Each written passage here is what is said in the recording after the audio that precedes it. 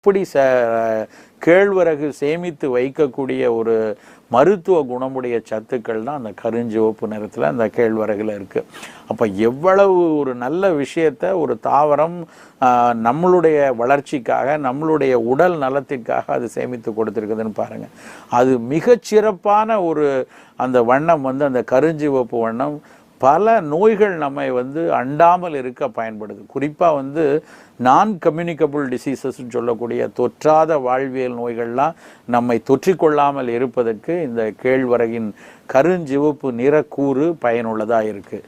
அப்போ அந்த கேழ்வரகை குழந்தைகளில் இருந்து பெண்களாக இருக்கட்டும் எல்லாருமே அதை தொடர்ச்சியாக பயன்படுத்திட்டு வரணும். அதை நம்ம ராகி தோசையாக, கேழ்வரகு தோசையாக சாப்பிட்லாம். குழந்தைகளுக்கு சின்ன சின்ன மாவு உருண்டையாக கேழ்வரகு ராகி உருண்டைம்பாங்க, அந்த ராகியை கருப்பட்டியோடு சேர்ந்து உருட்டி ஒரு சிற்றுண்டி பண்டமாக கேழ்வரகு ராகி உருண்டை